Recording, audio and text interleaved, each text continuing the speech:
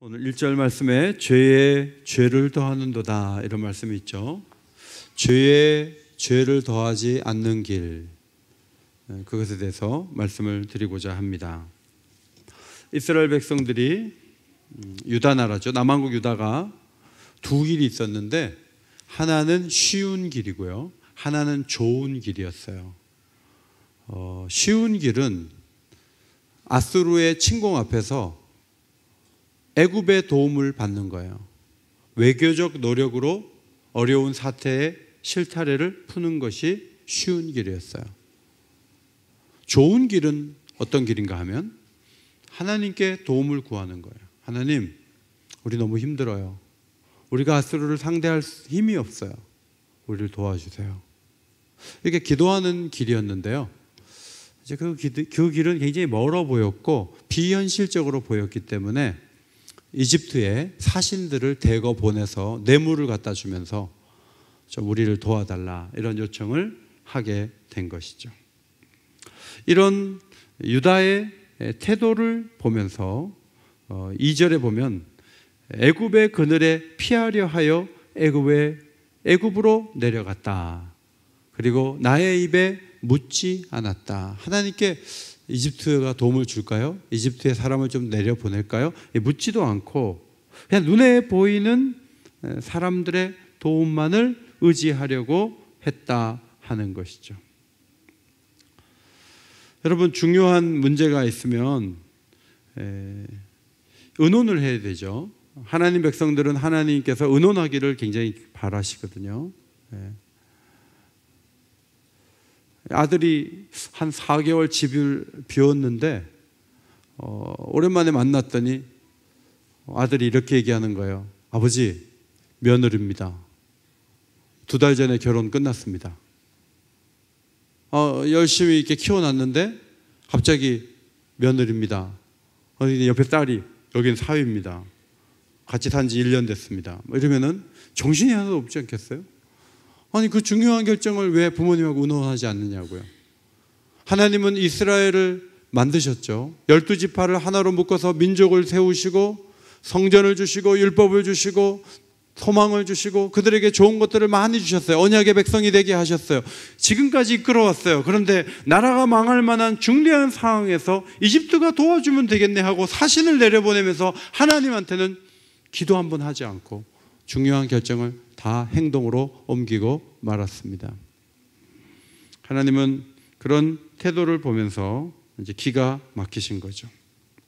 성도 여러분, 여러분이 어떤 일을 할 때 상식선상에서 또 사람들이 이렇게 생각하기에 보통 택시 탈까 버스 탈까는 기도 안 해도 돼요. 그냥 여러분이 편하신 대로 걸어가셔도 되고 자가용 운전해도 가도 되는데, 중요한 문제가 있다고 할 때 하나님께 먼저 아뢰면서 이 문제를 풀어가는가, 아니면 상식선상으로 하다가 어디 걸리고 안 되면 그제서야 기도 좀 해볼까 하느냐 하는 거예요. 저희 교회 권사님 한 분이 어떤 부분에 수술을 하셨어요. 근데 남편이 목사님이 얼마나 바쁘냐, 기도 부탁은 목사님이 알아서 다 하면 뭉뚱그려서 하면 되니까 기도 부탁할 필요 없다. 그래서 권사님이 남편한테 설득을 당해가지고 연락을 안 했어요. 근데 수술이 잘 안 됐어요. 2번째 수술을 했을 때 그때도 기도 부탁을 안 했어요. 3번째 수술을 하게 됐을 때 심각하게 생각을 해본 거예요. 기도 지원이 필요한 일인가? 그래서 정중하게 신방 요청을 해가지고 갔더니 수술하는 거 가지고 목사님을 불편하게 안 하려고 우리가 1번째, 2번째 했는데 더 악화됐다는 거예요. 그래서 기도가 필요한 것 같아서 이제서야 기도 요청을 한다는 거예요. 여러분, 이런 일들은 성도들의 삶 속에 굉장히 많아요. 의외로 많아요. 우리가 중요하게 여기는 여러 가지 일들에 있어서 상식선상에서 의사가 할 건데, 돈이 할 건데, 이때까지 그렇게 해왔는데 하면서 그냥 기도 없이 해보는 거예요. 그런데 하는데 막히니까 그제서야 기도가 필요했었나? 이러고 있는 거예요. 이것을 사회적으로, 민족적으로 유다 지도자들은 큰 잘못을 범하고 있었다 하는 거예요. 3절에 보니까 그러므로 바로의 세력이 너희의 수치가 되며 애굽의 그늘의 피함이 너희의 수욕이 될 것이다. 이집트가 종려나무처럼 그늘을 많이 제공하는 것 같아서 아수르의 태양광선을 피하기 위해서 애굽의 그늘에 들어가려고 했던 거예요. 그런데 바로가 기대만큼 움직여주지 않아요. 돈은 많이 받아먹고 안 도와주는 거예요. 그래서 여기 비슷한 단어 수치와 수욕이 나오잖아요. 히브리어로 수치는 보세트라는 단어인데 이 단어는 동사가 창백하게 된다, 당황한다, 실망한다라는 동사에서 나온 명사예요. 그러니까 뭔가 기대감을 갖고 있게 했는데 안 되니까 막 당황하는 거예요. 얼굴이 막 창백하게 되는 거예요. 그리고 실망하는 거예요. 나 될 줄 알았는데, 난 도와줄 줄 알았는데, 그렇게 되는 거예요. 수욕이라는 켈림마라는 이 단어는 동사가 모욕한다, 상처를 입힌다 그런 뜻이에요. 오히려 애굽을 찾아간 것이 모욕을 입고 상처를 받는 것에 불과하게 됐다. 하나님은 그렇게 될 것이라고 말씀을 하셨습니다. 유대 지도자들은 원했던 방향으로 애굽이 움직여주지 않아서 엄청난 배신감을 느끼게 되었던 것이죠. 성도 여러분, 여러분이 구하는 그늘은 무엇입니까? 명예와 권세의 그늘에서 수욕과 수치를 느끼고 그만 정치를 안 하겠다고 선언하는 사람들이 너무 많잖아요. 전에 할인가게 운영하시는 분이 정치하시려고 하는데 얼마 후에 할인각 냉장고를 뒤지는 그런 분들이 나와가지고 막 오래된 물건 다 찾아냈어요. 그래갖고 정치를 안 하시겠다고 그렇게 한 적이 있어요. 정치를 하려고 해도 돈도 있고 다 할 수 있는데 하면 되지 뭐 하지만 거기에 서로 비좁은 틈에 서로 들어가려고 하기 때문에 저 사람을 걸어 넘어뜨려야 내가 후보가 되겠다 싶으면 수단 방법 가리지 않고 하는 게 그 세계인데 거기에 아무런 적이 없이 그냥 가다가 결국은 환멸을 느낀다 이렇게 등지는 사람들이 얼마나 많아요. 우리가 받았던 투자의 이익이 사라지고 우리가 그렇게 아끼면서 덜 먹고 모았던 일들이 그냥 힘겹고 힘든 시간으로만 지나가 버리는 경우가 얼마나 많습니까? 어떤 부모님들은 자녀들이 등을 지니까 수치와 수욕을 느끼는 경우도 있어요. 이것도 맡기고 저것도 맡기고 다 맡길 때 하나님이 말씀하시죠. 내가 너에게 손을 내미는데 이제 내 손을 잡겠니? 너 내 그늘 아래로 들어오겠니? 라고 물으세요. 탕자는 쾌락이 주는 그늘 속에 들어가려고 그랬어요. 그런데 많은 것을 다 잃어버리고 아버지의 그늘로 다시 용기 있게 돌아오게 된 것이죠. 여러분에게 믿을 만한 구석은 무엇입니까? 그것이 여러분의 그늘이 될 수 있다고 보십니까? 우리 청년들은 지금 젊음이라는 그늘 속에 있는 거예요. 어른들, 난 싫어. 난 어른 싫어. 난 젊음이 좋아. 눈 깜짝했다가 떠봐요. 그러면 금방 40이에요. 한 번 더 뜨면 60이에요. 한 번 뜰 때마다 20살씩 올라가요. 이 말이 거짓말이 아니라는 것을 60살 때 느껴보세요. 젊음이라는 그늘도 금방 지나가요.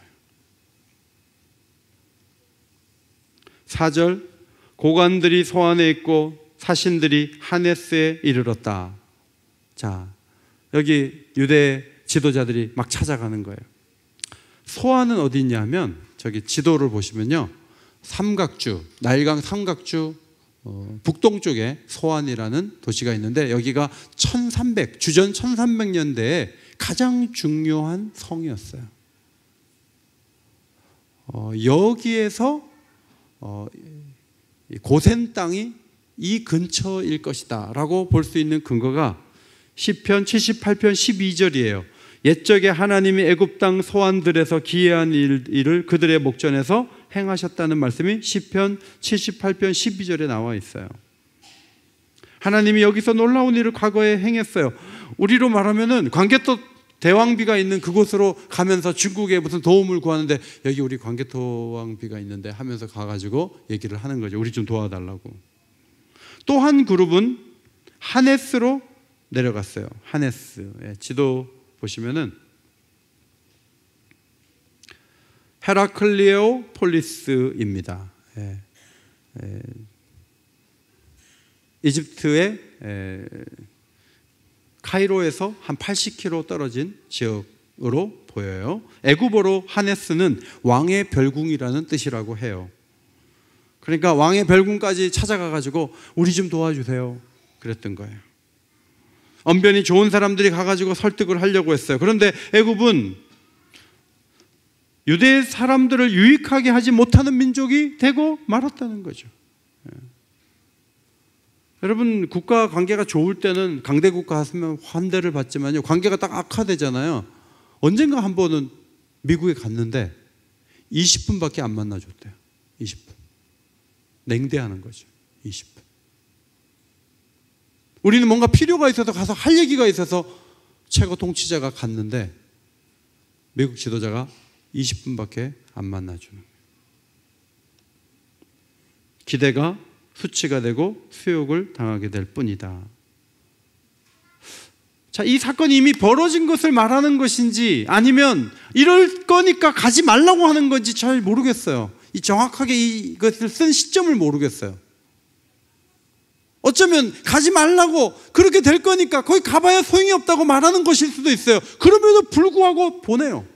결정 난 건데, 국회 통과한 건데 그거 안 하냐고, 이런 식으로 나가는 거예요. 그리고 이사야가 말한 그 수치를 그대로 안고 돌아오는 거예요. 6절, 네게부 짐승들에 관한 경고라.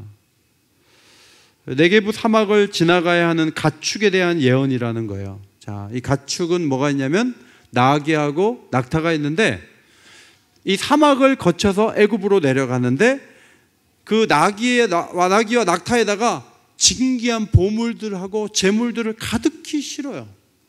왜냐하면 왕에게 가서 잘 보이고 군사들을 좀 달라고 얘기를 해야 되기 때문에.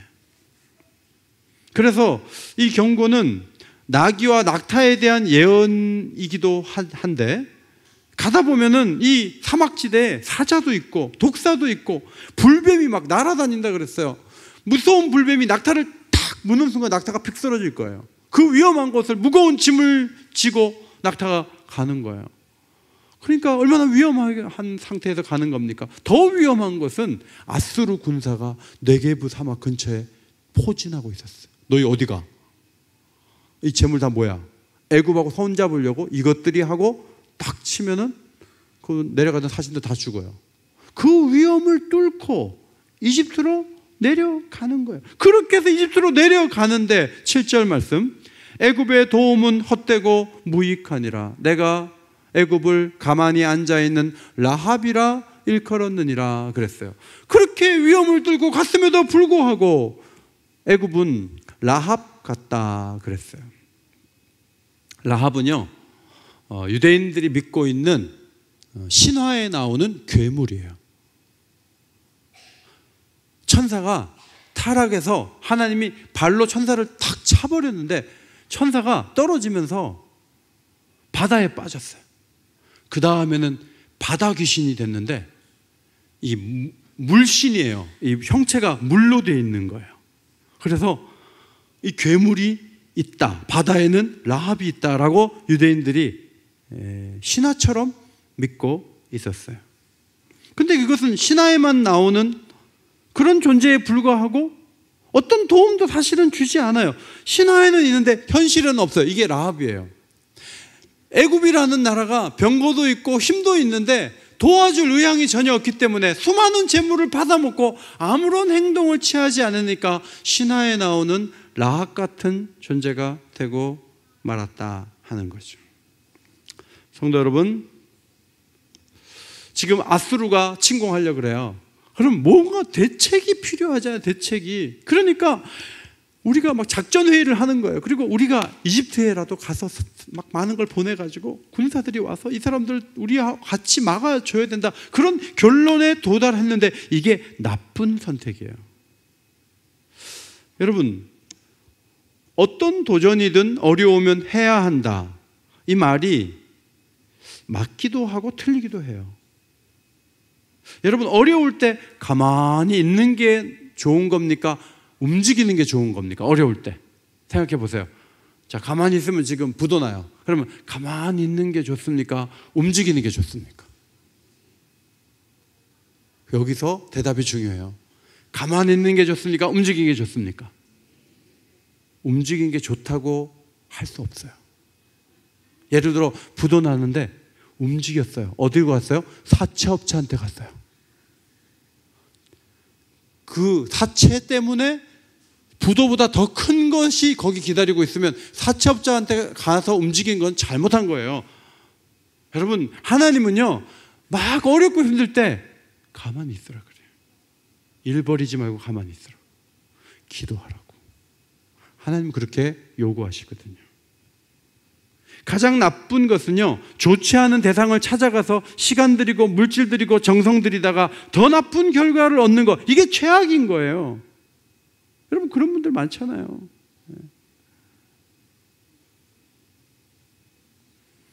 환상 속에 들어오는 것도 아닌데, 들어가는 것도 아닌데, 우리가 막 나름대로 막 열심히 사는데요, 기억이 지금 60인데, 나이가 60인데 기억이 40살까지만 있는 거예요. 그러니까 몇 년이 사라졌어요? 20년이 사라진 거예요. 왜 20년에 대한 기억이 없냐면 너무 많이 인간적으로 살았어요. 너무너무 자기 중심으로 막 너무 투쟁적으로 살았어요. 근데 생각해 보니까 가치 있는 일이 하나도 없는 거예요. 그럼 20년이 사라지는 거예요. 여러분, 신앙생활도 그럴 수 있어요. 뭔가 내가 좀 큰 족적을 남겨야 되겠다 하고 너무 무리하게 움직이잖아요. 나중에 부작용이 나요. 이집트에 대해서 이스라엘이 유다가 그렇게 했다는 말씀이에요. 우리 교회 기념일에 난을 보내주신 교회들이 있었어요. 그래서 저는 난을 이렇게 키우는데 처음 이제 키워봐요. 처음 키워보는데 물을 자주 줘야 되는데, 나는 게으른 사람이 키우는 화초잖아요. 나는 제가 물을 잘 안 주기 때문에 다 살 줄 알았어요. 근데 난이 키우는 게 상당히 힘들더라고요. 그래서 물어보니까 여름에는 물을 2번 주고 겨울에는 1번 줘야 된대요. 그러니까 봄과 함께 물을 조금 더 자주 줘야 되는구나. 그래서 이제 요새는 겨울에 막 말라가던 게 내가 막 2번씩 주니까 막 살아나서 완전히 죽은 것 같은 거기서 새손이 싹 돋아요. 그래서 제가 그거 보면서 야, 신비한 거예요. 이게 생명력이라는 것이 참 신비하다. 그래서 난을 키우는 즐거움이 요즘에 있어요. 그래서 저는 이제 제 스스로를 굉장히 대견하게 보면서, 야, 나도 난을 키울 수 있구나. 나는 식물을 거의 다 말려 죽였거든요. 근데 이번엔 난이 이렇게 사는 걸 보면서 굉장히 기쁘고 분무기로 이렇게 막 좀 뿌리기도 하고 그러면서 기분이 좋았어요. 그런데 솔로몬은요, 그냥 숲을 만들어 놓고요, 물을 주려고 못을 팠대요. 그래서 그 전도서 말씀 보면 규모가 얼마나 큰지, 무엇이든지 내 눈이 원하는 것을 내가 금하지 아니하며 무엇이든지 내 마음이 즐거워하는 것을 내가 막지 아니하였으니 이는 나의 모든 수고를 내 마음이 기뻐하였습니다. 이것이 나의 모든 수고로 말미암아 얻은 몫이로다. 그 후에 내가 생각해 본즉 내 손으로 한 모든 일과 내가 수고한 모든 것이 다 헛되어 바람을 잡는 것이며 해 아래서 무익한 것이로다. 그랬어요. 살림에다가 물을 공급하기 위해서 못을 파면서 막 했는데 시간이 쭉 지나가 보니까 이게 헛되다는 거예요. 별로 의미가 없다. 별 즐거움도 없다는 거예요. 그걸 반복하다 보니까 그게 그게 큰 일이냐, 이제 그런 생각이 들면서 다 헛되고 바람을 잡는 것이고 해 아래 무익한 것이로다. 그렇게 고백을 했습니다.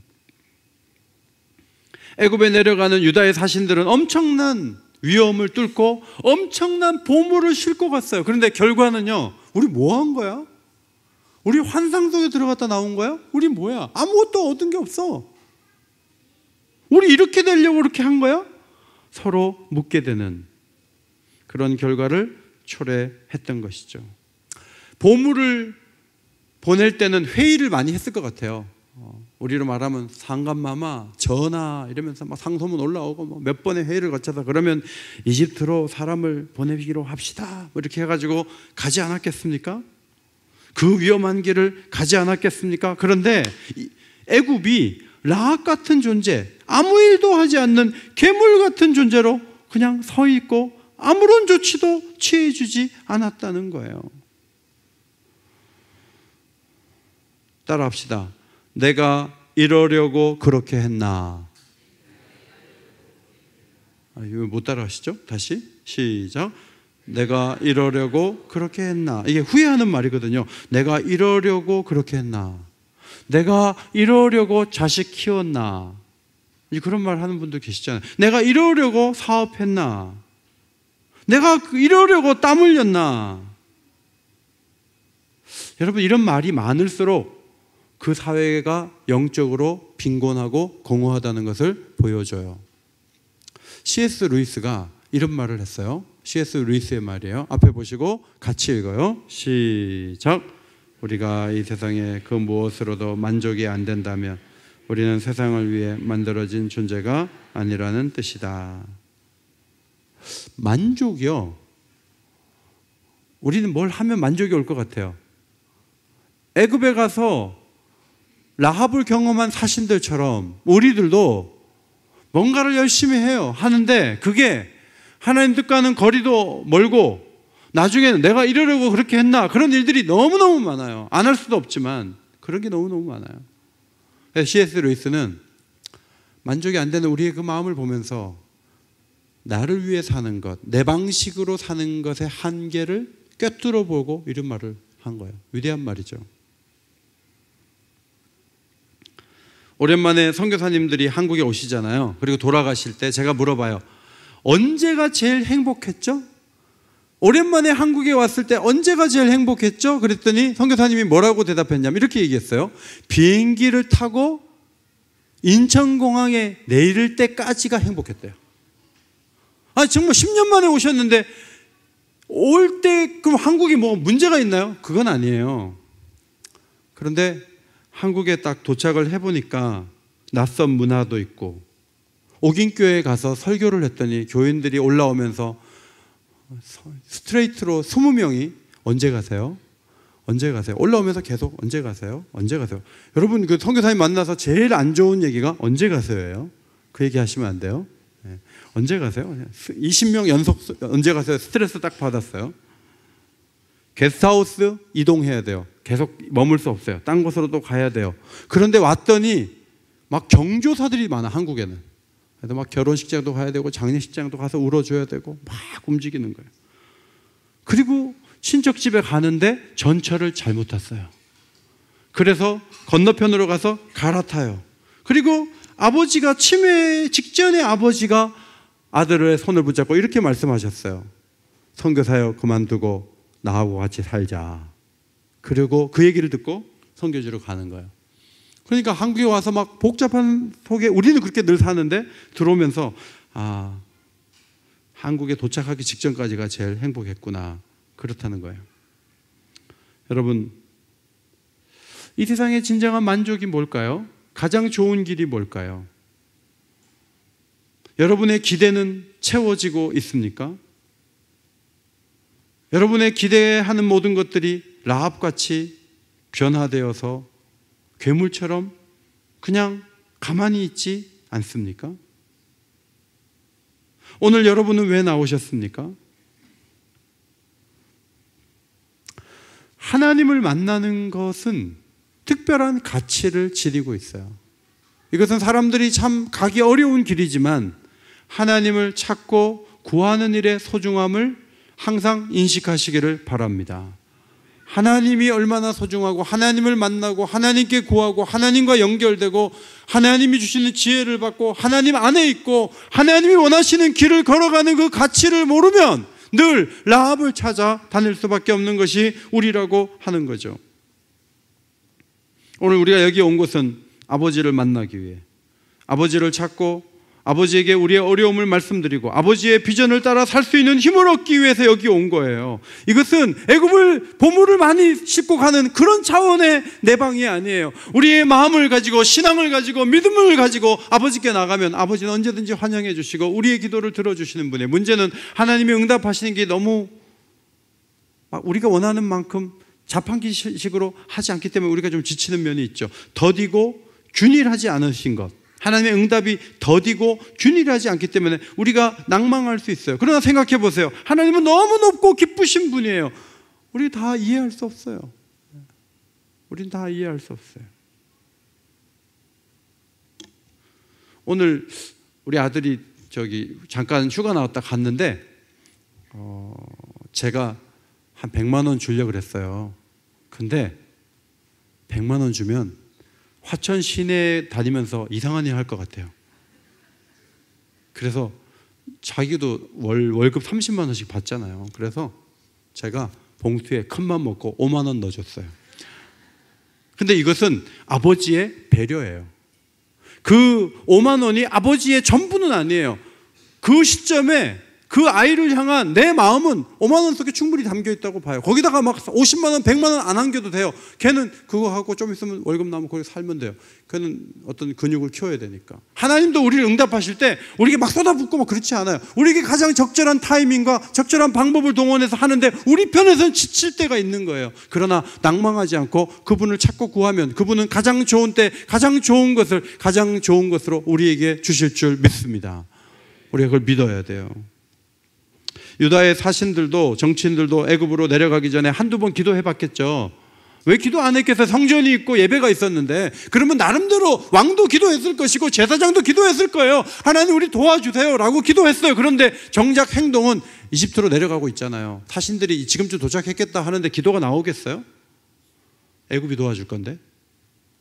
다른 방법을 쓰면 처음에 기도하는 척 하지만 그 기도가 이틀을 가지 않는 거예요. 그런데 애굽이 없어야 돼요. 그래야 기도를 계속할 거 아니에요. 애굽이 있고 버틸 수 있는데 어떻게 기도가 나오겠어요? 사신을 보내서 지금쯤 도착해서 왕을 만나갖고 군사 5만을 빌려준다고 그렇게 약속을 받을 타이밍에 누가 철야 기도하겠어요? 하나님이 이집트를 너무 싫어해서가 아니라 그런 제도적 장치를 다 마련해 놓고 기도가 식어지는 게 싫은 거예요, 하나님은. 근데 그 모습은 우리의 모습도 마찬가지예요. 다른 게 많잖아요. 뭐 기도를 열심히 해요. 안 해도 돈으로 하면 되고 그동안 관습으로 하면 되고 아무게 아니까 그 사람이 날 도와주면 되는데 내가 못하러 기도하겠어요. 그러니까 기도를 끈기 있게 잘 못하는 거예요. 제일 나쁜 구석이 무슨 구석이죠? 믿는 구석이에요. 믿는 구석이 있어요. 그러면 사람은 기도 안 해요. 칼빈이 이렇게 가르쳤어요. 우리는 똑같은 강구를 두세 번 반복해서는 안 된다. 필요할 때마다 몇 번? 100번이고 1000번이고 계속 강구해야 된다. 하나님의 도우심을 기다리는 일에 결코 지쳐서는 안 된다. 30번 했다고요? 응답 받을 때까지 기도하시기 바랍니다. 응답 받을 때까지 기도해요. 옛날에는 막 손 들고 열심히 기도했어요. 요즘 꺾였어요. 이제 기도 안 해. 이제는 되는 대로 되는 거예요. 여러분, 그것은 하나님 원하시는 모습이 아니죠. 헌신을 기피하는 세대 속에서 용기와 집념 있는 기도 생활을 이어가는 것만큼 중요한 헌신이 어디 있어요? 요즘에 제가 보기에 중직자들이 가장 크게 헌신하는 방법은 새벽 기도 나오는 거예요. 새벽에 나와서 하나님을 부르짖는 거예요. 무슨 헌신을 크게 하겠어요? 무슨 신방을 10가정씩 하겠어요? 전도를 100명씩 하겠어요? 새벽에 나와서 하나님 앞에 부르짖는 거예요. 하루 하는 사람이 이틀 하고, 이틀 하는 사람이 나흘 하고, 하나님 앞에 나와 기도하고, 금요일기도 때 기도하고, 집에서 골방에 들어가서 기도하고 하나님을 찾는 거예요. 그것만큼 큰 헌신이 어디 있어요? 이렇게 집념이 없는 시대 속에서. 레위기 6장 13절, 불은 끊임이 없이 제단 위에 피워 꺼지지 않게 할지니라. 기도를 의미할 수도 있어요. 기도의 불을 끄지 않기를 바랍니다. 기도를 끈기 있게 하시기를 바랍니다. 8절, 이제 가서 백성 앞에 서판에 기록하며 책에 써서 후세에 영원히 있게 하라. 너희들 이집트를 그렇게 찾냐? 너희들이 찾는 이 행동을 나는 서판에다 기록해갖고 수천 년이 지나도 너희들의 잘못을 읽어서 너희들 망신 줄 거야. 그런 의미로 쓰라고 한 건 아니겠죠. 후세의 사람들이 그 모습을 보면서 이사야 시대 사람들처럼 우리는 하면 안 되겠구나, 그것을 배우도록 하시기 위해서 하나님은 쓰라고 하는 거예요. 여러분, 사람도 평가하고 하나님도 평가하십니다. 여러분, 하나님의 평가를 어떻게 보십니까? 하나님은 조용하시죠. 말씀을 하시거나 막 광고하시면 여러분이 막 움직이실 거예요. 그런데 하나님 가만히 계세요. 근데 중요한 것은 서판에 기록하지 않는다 할지라도 여러분이나 저를 하나님이 계속 판단하고 계시고 평가하고 계시다는 거예요. 평가가 없으면 누가 움직이겠어요? 하나하나 똑같은데. 근데 똑같지 않아요. 하나님은 반드시 평가하세요. 나쁘게 평가하기도 하고 좋게도 평가해요. 교통경찰한테 스티커를 발부받았어요. 그러면 그 돈을 내야죠. 기록이 됐으니까. 기록이 되면 뭔가 결과가 따라온다는 것을 긴장감 있게 가져야 하는 거죠. 하나님은 이들의 모습에 대해서 세 가지로 말씀을 하셨어요. 9절 말씀이에요. 패역한 백성이요 거짓말하는 자식들이요 여호와의 법을 싫어하는 자식들이라. 하나님의 평가예요. 패역한 백성이라는 뜻은 하나님을 기쁘게 하지 않는다는 뜻이에요. 불쾌하게, 자꾸 행동하는 게 하나님을 불쾌하게 만드는 백성이라는 거예요. 뭘 하나를 해도 불쾌하게 만드는 거예요. 우리 교회 권사님 어떤 분은 며느리를 보셨는데 며느리가 행동이 이쁘대요. 그리고 집에 올 때마다 참외라도 꼭 하나씩 사갖고 온대요. 그래 보면 시어머니는 사과 박스로 하나씩 사과를 또 주겠죠. 그런데 며느리가 하는 행동이 하나하나 다 예쁜 거예요. 하나님이 보시기에도요, 예쁘게 행동하는 사람이 있고 행동마다 걸리는 사람이 있어요. 이스라엘 백성들은 계속 하나님을 불쾌하게 하는 거예요.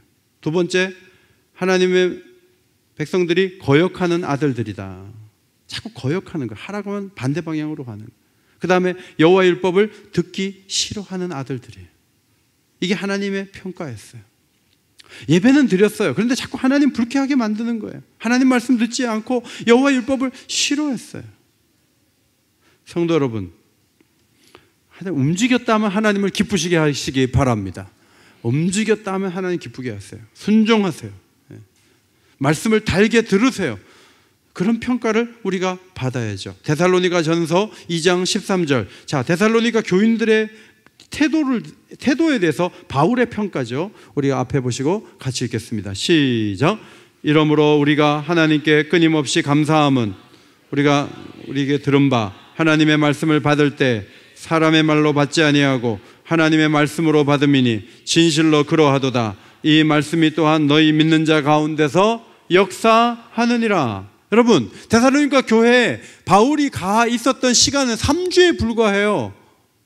근데 3주 동안에 어떻게 그 교회가 이렇게 놀라운 교회로 설 수 있었는가 하면 이 사람들이 3주 있을 때 말씀을 받는 태도가 너무너무 좋았어요. 사실 말씀을 받을 때요, 한 번만 제대로 받아도요 개벽이 일어날 수 있어요. 횟수가 중요한 게 아니고요, 3주라 할지라도 사람의 말로 받지 않고 누구의 말씀으로 받았다고요? 하나님 말씀을 받았다. 오늘도 여러분이 그냥 설교, 목사님 오늘 몇 시까지 할 거나 계속 시계 보시면서 저를 압박하는 분이 있을 수 있어요. 그런 교회는 없지만. 그런데 내게 주는 메시지가 있을 거야 하고 오늘 오신 거 아니에요? 개인적으로 저 감정풀이 하는 거야 이렇게 해석하지 마시고 하나님 말씀을 있는 대로 그대로 받으시기 바랍니다. 제가 오늘 이사야서 30장 1절로 17절이 오늘 큐티 본문이에요. 제가 금요일마다 제가 인위성을 최소화시키기 위해서 그날 큐티 본문으로 설교하잖아요. 그날 큐티 본문이라 그래서 무조건 설교가 될 수 있는 건 아니잖아요. 그러나 인위적으로 하지 않고 오늘 주시는 말씀을 이렇게 저는 해석한다는 거예요. 하나님 말씀으로 매일 묵상할 때마다 받는 태도. 빌라델비아 교회는 이런 칭찬을 받았어요. 네가 작은 능력을 가지고서도 내 말을 지키며 내 이름을 배반하지 아니하였도다. 여러분, 빌라델비아 교회가요, 작은 교회였을 가능성이 있어요. 라오디게아 교회는 큰 교회였다고 알려져 있어요. 크고 작은 게 뭐가 중요해요? 적은 능력을 갖고 있지만 하나님 말씀을 지키고 하나님의 이름, 예수의 이름을 배반하지 않고 사는 게 중요한 거 아니에요? 그런 부분에서 하나님의 평가를 멋지게, 예수님의 평가를 멋지게 받은 교회가 빌라델비아 교회예요. 우리 오긴교회가 대형 교회는 아니지만, 큰 교회는 아니지만 하나님께 칭찬받는 교회를 이루기를 간절히 소원합니다. 하나님 그걸 원하시죠. 그러니까 지금도 하나님 계속 평가하고 계세요.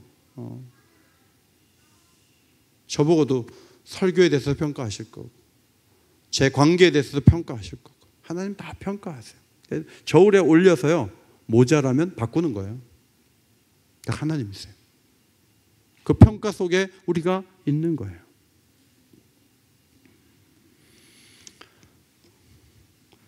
자, 유대 백성들의 정말 잘못이 뭐냐면 10절과 11절에 나오는데 예언을 강요하죠. 부드러운 말을 하라. 따라합시다. 부드러운 말을 하라. 무슨 말이냐면, 목사님은 듣기 싫은 말 하지 마세요. 우리가 사회에서 얼마나 지치고 피곤해서 오는데 목사님은 사람을 쳐요? 말씀으로? 목사님은 그렇게 다 잘해요? 자, 이렇게 나오면서 목사님은 앞으로 치는 설교는 한 달에 한 번도 하지 마세요. 우리 무조건 은혜 받고 위로받는 설교만 하세요. 자, 이게 이사야 시대는 현실이에요. 선견자 앞에서 권력을 가진 자들이 설교의 방향과 예언의 내용을 정해주는 거예요. 우리가 원하는 대로 하라고. 어떤 교회는 교회 장로님들이 목사님 설교 본문 정해주는 교회도 있대요. 그거 설교하라고. 여러분, 그럼 끝나는 거예요. 얼마나 타락한 모습이에요. 선견자가 부속품 정도로 여기는 거죠. 그들은 바른 길을 걷는 데 관심을 두지 않아요. 하나님이 필요 없는 상황으로 가도 괜찮다는 거예요. 우리를 방해만 하지 않으면 된다. 하나님은 없다고 보는 거예요. 그래서 이 내용을 이렇게 보시면 기가 막힌 얘기가 나오죠. 11절에 보면 너희는 바른 길을 버리며 첩경에서 돌이켜라. 이스라엘의 거룩하신 이를 우리 앞에서 뭐 하라? 떠나시게 하라. 이스라엘의 거룩한 자를 우리 앞에서 떠나게 해라. 하나님을 떠나게 하더라도 말은 기분 좋게 해라. 오랜만에 갔는데 짜증나게 하지 말고, 이러는 거예요. 이게 이사야 시대의 사람들의 모습이었어요. 얼마나 기가 막혀요. 감사한 건 우리 교인들이 뒤에서 설교 가지고 이러니 저러니 안 해서 너무 감사해요. 무너지는 교회들은요, 뒤에 가서 설교에 대해서 말을 많이 해요. 왜 그 본문을 정하고, 왜 그렇게 얘기하고, 왜 불편하게 하냐고. 여러분, 이 사회상을 봐요. 이 사회가 편안한 설교만 해야 될 사회냐고요. 그 사회 속에 우리 교인들이 있는데, 한 명, 두 명 무너져 가고 있는데 어떻게 좋은 소리만 하겠어요? 그게 진실한 종이겠어요? 아니라는 거죠. 하나님이 아주 의도적으로 12절, 이러므로 이스라엘의 거룩하신 이를 우리 앞에서 떠나시게 하라라고 감히 말하는 사람에게 하나님은 말씀하십니다. 이러므로 이스라엘의 거룩하신 이가 이같이 말씀한다. 이스라엘의 거룩하신 이가 떠나가게 하라고? 이스라엘의 거룩하신 이가 이렇게 말한다 하면서 뭐라고 말씀하시냐면, 너네들이 나한테 맞춰야지 내가 너희한테 맞추겠냐, 이렇게 말씀하시는 거예요. 지금 백성들이 하나님 왕께 맞춰야지, 백성들의 요구대로 왕이 따라가면 되겠냐? 하나님이 그 말씀을 하시는 거예요. 너희가 이 말을 업신여기고 압박과 허망을 믿어 그것을 의지하니 하나님이 책망을 하시는 거죠. 12절, 압박과 허망을 믿었기 때문에 애굽을 의지한다는 거예요. 근데 문제는 내 말을 업신여기고, 자, 업신여긴다는 그 히브리 말은요, 내쫓는다는 뜻이에요. 마음에 하나님 말씀이 있으면 내쫓고 이 자리에 사기적인 생각, 빗나간 생각을 집어넣으면서 이집트로 내려가는 거예요. 자동차 5명 타잖아요. 그러면 3명이 왔어요. 그러면 3명 내려야 3명이 타는 거 아니에요. 근데 내리는 사람들은 말씀이고요, 타는 인간들은 사기, 빗나감이에요. 그러면 자동차는 딴 데로 가는 거예요. 하나님이 그것을 지적하시는 거예요. 그래서 13절, 높은 담이 부풀어 순식간에 무너진 것 같게 될 것이다 그랬어요.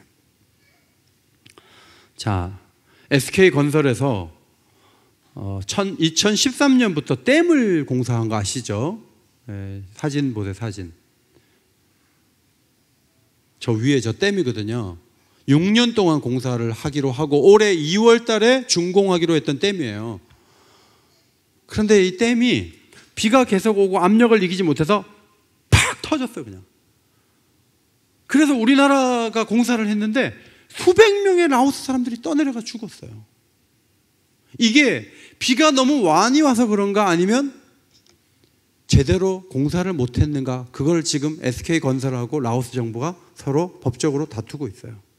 근데 댐이 무너질 때 조금 탁 아니에요. 이렇게 풍선처럼 부풀어 오르는 것, 압력이 하다가 어느 날 갑자기 팍 터져버려요. 하나님의 재앙은요 그렇다는 거예요. 불순종하고 자기 마음대로 하고 해도 괜찮네? 아무 일도 없어. 감기도 안 걸려. 괜찮아. 문제 없어. 그래요? 하나님이 치시면요 한 방에 나가는 거예요. 그냥 거꾸러지는 거예요. 아버지가 애들을 때리는 거는요 하나님한테 맞지 말라고 한 거예요. 아버지가 애들 안 때리면, 하나님이 때리면, 하나님 때렸어, 어떻게 되죠? 발이 없어져 버려요. 팔이 없어져요. 팔이 없어지고 목이 없어져요. 그렇게 되기 전에 아버지가 손을 대서라도 바르게 끌려고 하는 거 아니겠습니까? 그러니까 하나님을 인내가 많고 참으니까 뭘 어떻게 알아? 자기가 다 어떻게 알아? 내가 비밀리에 한 건데 어떻게 알아? 내가 여러분, 하나님 모르겠어요. 하나님은 치시면요 댐이 터지듯이 터져버려요. 우리 주변에 그런 분들이 있죠. 왜 없어요? 눈을 뜨고 보면 많아요. 그래서 하나님 앞에 긴장하고 올바르게 걸어가야 돼요. 하나님이 심판하실 때 토기장이가 그릇을 깨트린 같이 아낌없이 부두시겠다. 다 사라진다. 토기장이 그릇 다 깨놓으면요 물 한 그릇을 뜰 것도 없다.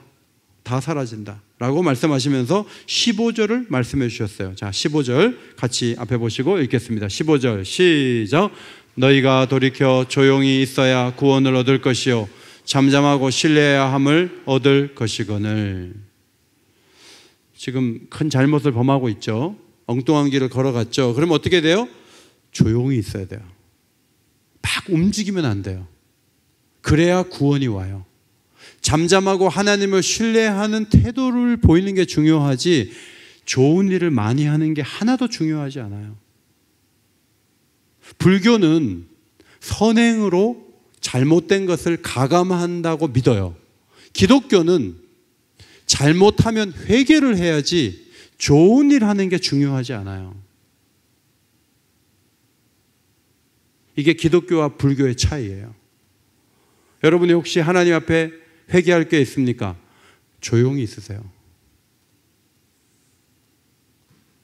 목사님들 중에 문제가 큰 분들이 계세요. 어떨 때는. 그러면요 설교 그만하시고 자기 하던 일들 스탑해야 돼요. 문제가 너무너무 많은데 계속 설교하고 계속 신방 가고 뭘 어떻게 하겠다는 거예요. 문제가 그렇게 심각한데.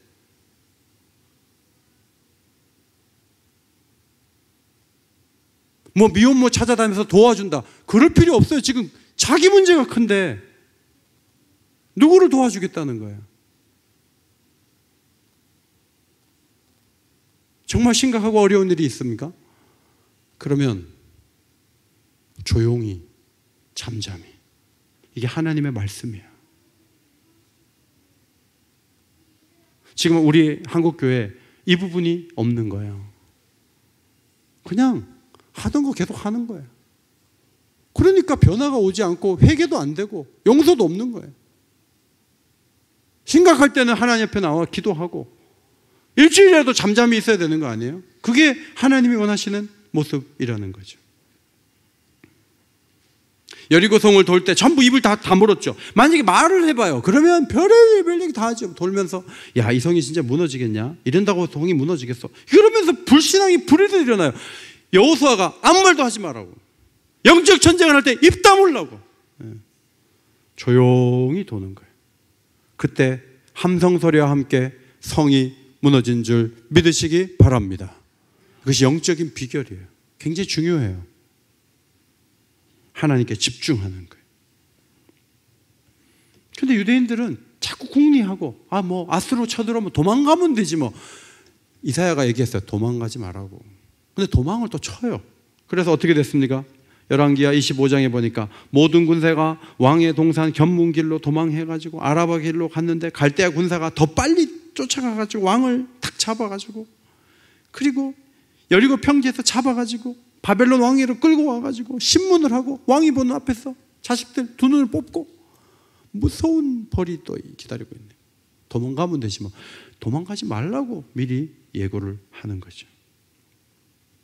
나름대로의 자꾸 자기 대응 방식, 이게 하나도 안 통하는 거예요. 마지막 17절은 이런 의미예요. 이스라엘은 주변의 시체와 함께 바람에 날리는 찢어진 깃발처럼 버려질 것이다. 자, 얼마나 초라한 모습입니까? 죄를 더하지 않기 위해서 세 가지 질문을 여러분에게 드려요. 첫 번째, 인간적인 길을 계속할 것인가? 하나님의 길을 갈 것인가? 두 번째, 자꾸 궁리하고 행동할 것인가? 조용히 있을 것인가? 세 번째, 하나님이 어떤 것을 결정을 할 때 수용할 것인가? 또 도망을 치면서 또 다른 방식을 동원할 것인가? 그러면 죄에 죄를 더하는 거예요. 성도 여러분, 하나님이 원하시는 길을 걸어가시기 바랍니다. 하나님이 기뻐하는 길을 걸어가는 거예요. 오늘도 우리는 기도하면서 하나님 뜻을 찾기 원합니다. 가던 길을 멈추고 하던 일을 내려놓고 조용히 구원을 바라보기 원합니다. 하나님이 계획하셨다면 그 뜻 안에서 겸손히 주님과 동행하고 회복을 구하는 아름다운 성도들이 다 되시기를 주님의 이름으로 축원합니다.